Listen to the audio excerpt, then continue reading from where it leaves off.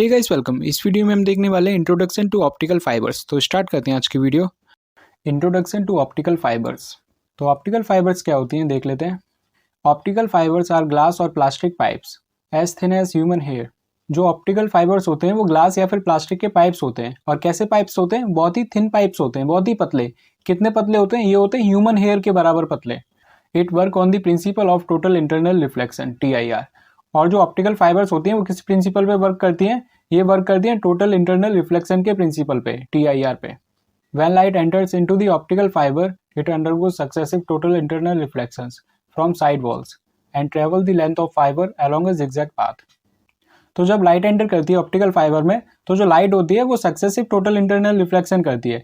और किसके साथ करती है? जो इसकी वॉल्स होती है उसके साथ। मतलब जब इसमें लाइट एंटर करती है तो उसकी वॉल से टकराती है, फिर एक बार वॉल से टकराने के बाद रिफ्लेक्ट होने के बाद आगे वॉल से टकराती है, फिर दोबारा वॉल से टकराती है। इस तरीके से इसका सक्सेसिव टोटल इंटरनल रिफ्लेक्शन होता है साइड वॉल से।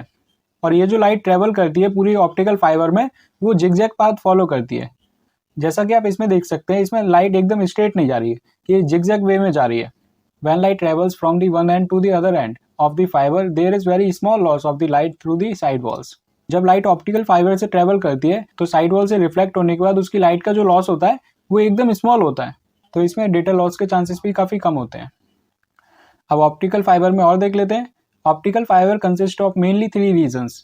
तो जो ऑप्टिकल फाइबर होती है उसमें मेनली 3 रीजन्स होते हैं। क्या क्या होते हैं ये देख लेते हैं। The central region is known as the core, the middle region is called cladding, the outer region is a protective sheet. तो ऑप्टिकल फाइबर में जो सेंटर रीजन होता है उसे हम बोलते हैं कोर, और जो मिडिल वाला रीजन होता है उसे बोलते हैं क्लैडिंग, और जो सबसे बाहर वाला रीजन होता है उसे बोलते हैं सीट या फिर plastic coating. The refractive index of the cladding is always lower than that of the core. तो इसमें जो रिफ्रैक्टिव इंडेक्स होना चाहिए क्लैडिंग का वो कम होना चाहिए कोर से। क्यों होना चाहिए? दस cladding keep the light wave with in the core. ये इसीलिए होना चाहिए ताकि जो कोर में लाइट है वो सिर्फ कोर में रहे। अगर क्लैडिंग का रिफ्रैक्टिव इंडेक्स कोर से ज़्यादा हो जाएगा तो वो लाइट क्लैडिंग पे भी आ जाएगी, लेकिन हमें लाइट पास करानी कोर के अंदर से। तो इसीलिए जो रिफ्रैक्टिव इंडेक्स होना चाहिए क्लैडिंग का वो हमेशा कम होना चाहिए कोर के रिफ्रैक्टिव इंडेक्स से। The cladding also provide some strength to the core. इसमें जो क्लैडिंग होती है वो स्ट्रेंथ प्रोवाइड करती है कोर को। अब ऑप्टिकल फाइबर में और देख लेते हैं।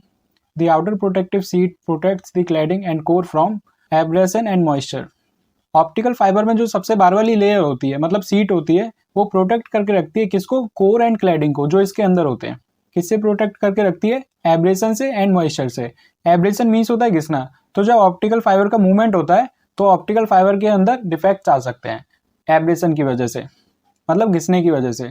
तो जो सीट होती है वो इसे प्रोटेक्ट करके रखती है एब्रेशन से, और जो सीट होती है वो क्लैडिंग एंड कोर को मॉइस्चर से भी प्रोटेक्ट करके रखती है।